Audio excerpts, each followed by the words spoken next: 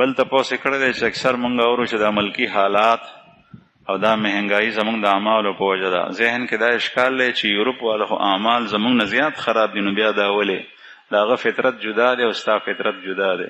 ته مسلمان یې او هغه کافر دی. او د الله رسول سره یو ځل عمر صاحب لاړو د پیغمبر علیه السلام خاص کوټې ته. د رسول الله صلی الله علیه وسلم خاص کوټه کې چې وکتل نو یو دوه ګوډي دي، ګوډي د سرمنې ګوډي دي.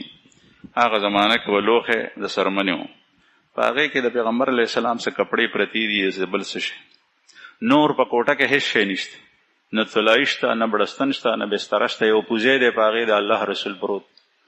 حضرت عمر صاحب وایي چې یا رسول الله ته د الله رسول او ته څومره افضل او د دنیا کافر، هغوی کافر دي، دین او مذهب د هغوی باطل دی، د الله دشمنان دي، هغوی څومره په مزو کې دي او ته څنګه په تکلیف کې.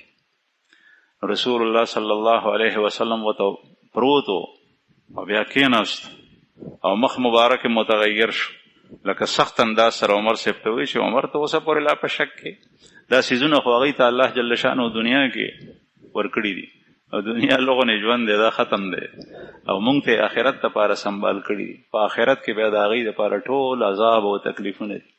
دا د هغه چا سوچ دی چې څوک وایي چې ژوند خو د دنیا دی او که دنیا نر هغه دی چې دنیا یې وګټله او دنیا کې دی رټول نه مخکې، او که دنیا کې دی خوار شو پاتې شو نو د رټول نه ځلل.